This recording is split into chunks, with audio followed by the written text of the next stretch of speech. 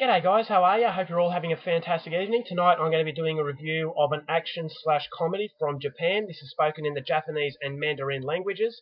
English subtitles, released in the year 2011, directed by Katsuhito Ishii, and this movie is called Smuggler. And the story to Smuggler is as follows. Down on his luck actor Kanuta is gambling himself into debt when the mobster casino owners make him an offer he can't refuse. Become a smuggler for the Yakuza.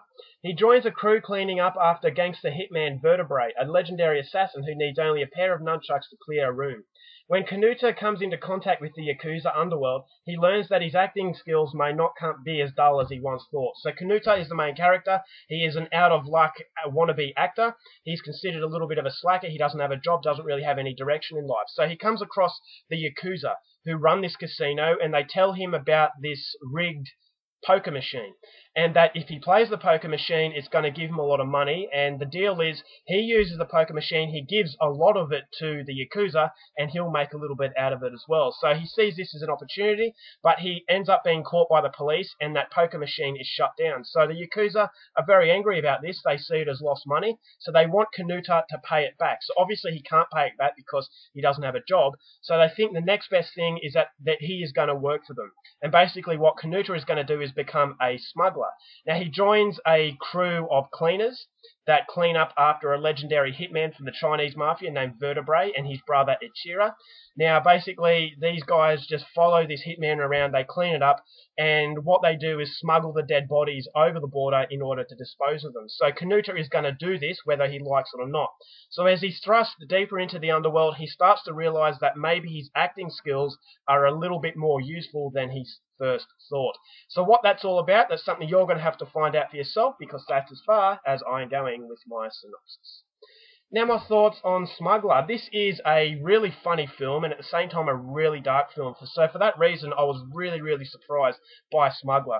Now if you're a fan of Takashi Miike, you will like the way that this film is done. As I said, it's a very dark film, but it's done in a way where you laugh at it. So you feel really bad for laughing, but that's everything a dark comedy should be, and I actually feel Takashi Miike puts through the dark humour better than anybody else. So while this movie does have shades of Takashi Miike about it, it's still a different style of movie. Katsuhito Ishii doesn't want to be another Takashi Miike, but what he does, he understands dark humour as good as Takashi Miike, in that he has these really shocking moments of violence, but you can't help but laugh about them because it's so over the top. It's just insane, where you think to yourself, yeah, that is really brutal. But the way it's done, the characters, their reactions to things, and how insane the bad guys are, you can't help but just laugh about it. So it's not as disturbing as you would first think, because, there are some torture techniques in this film that are really brutal. And it matches what you would expect from a Yakuza film. But it's done in a way where it's light-hearted, and it doesn't ruin the overall atmosphere that the film has, because it feels natural. It feels that this is a director who's very comfortable in what he's doing, and that translates through the screen very well. So the cinematography was excellent.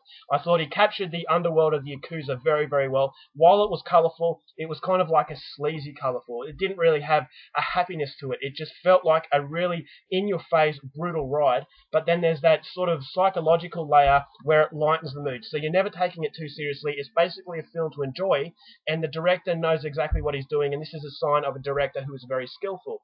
I'm not familiar with Ishii's other films, but apparently he's a pretty prolific filmmaker. And it shows that this is a guy who's comfortable in who he is as a filmmaker. And I thought that the characters were really well drawn out. It feels like a comic book, in that all of these characters are really flamboyant, as in a lot of colour, a lot of personality.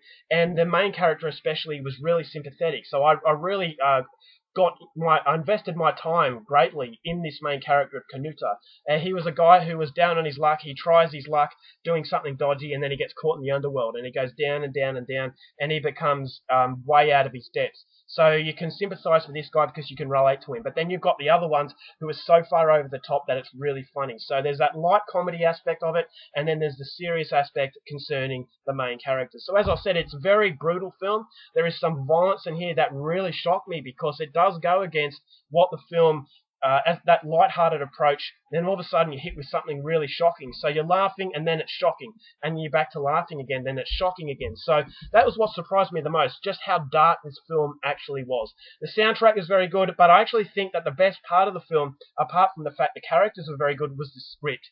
The script was excellent. Each character, each actor playing each character had time to develop their characters, had time to really shine through as far as acting is concerned. I thought the mysterious women in the film were excellent. So there wasn't any character in the film that felt out of place, that felt unnecessary. They all played very well into the film, and I actually thought the continuity of it was very smooth. It didn't feel like it had places in the film that didn't need to be there. So it didn't really get stuck anywhere. It just went very smoothly, and it was an extremely self-aware film from a very self-aware director.